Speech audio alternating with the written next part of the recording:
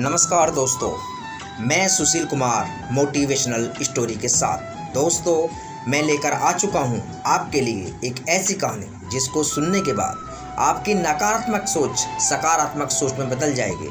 ज़्यादा टाइम ना गवाते हुए आइए शुरू करते हैं। एक बार एक शिकारी शिकार करने के लिए जंगल में पहुंचा।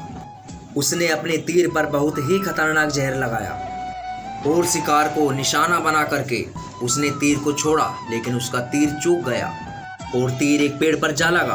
वह पेड़ बहुत ही हरा भरा और बहुत सारे तोते उस पेड़ पर रहते थे। जैसे ही वह जहरीला तीर उस पेड़ पर जाकर लगा, वह पेड़ धीरे धीरे सूखने लगा और उस पेड़ पर जो भी तोते रहते थे वह एक एक करके उस पेड़ को छोड़कर जाने लगे। उस बड़े से पेड़ के कोटर में एक बहुत ही बूढ़ा तोता रहता था जो बहुत ही धर्मात्मा और अच्छे मन का था।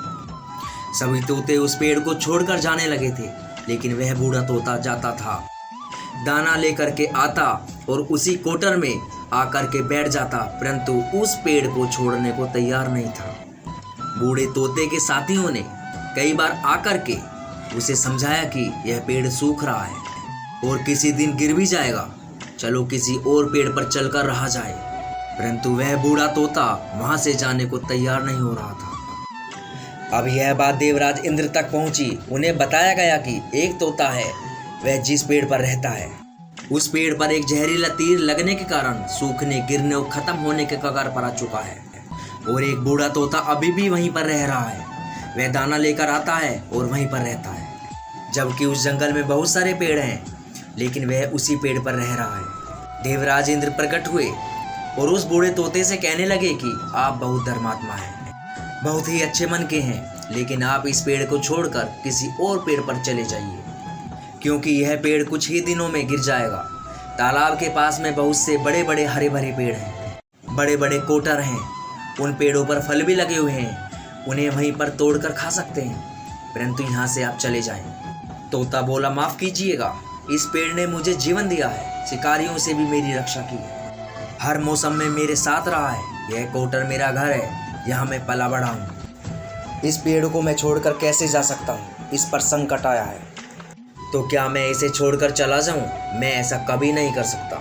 देवराज इंद्र तोते की इस बात से बहुत ही प्रसन्न हुए। उन्होंने तोते से कहा, मैं आपकी इस बात से बहुत ही खुश हूँ, मांगो जो आपको मांगना हो। उस बूढ़े तोते ने कहा, मुझे बस इतना मांगना है कि जिस पेड़ ने मुझे जन्म दिया, जहाँ मैं रहा पला बड़ा, जिसे आप मेरी जन्मभूमि कह सकते हो, आप इसे फिर से वैसा ही हरा भरा कर दो जैसा यह था। देवराज इंद्र ने अमृत से उस पेड़ को सींच दिया और पहले की तरह हरा भरा कर दिया। अब वापस से उस पेड़ पर आकर के बाकी तोते रहने लगे। वह बूढ़ा तोता कुछ समय तक और जिंदा रहा, फिर उसकी मृत्यु हो गई और वह स्वर्ग में चला गया। यह कहानी हमें यह सिखाती है कि जब भी किसी इंसान का बुरा दौर आता है तो इमोशनली वह टूटा हुआ होता है, उसे किसी के सहारे की जरूरत होती है, किसी की आवश्यकता होती है।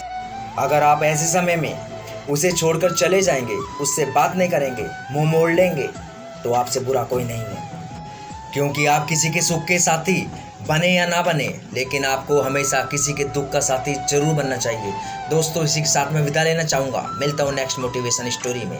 आपको ये मेरी मोटिवेशन स्टोरी अच्छी लगी हो तो प्लीज़ मेरे चैनल को ज़्यादा से ज़्यादा सब्सक्राइब, लाइक एंड शेयर जरूर करें। जय हिंद।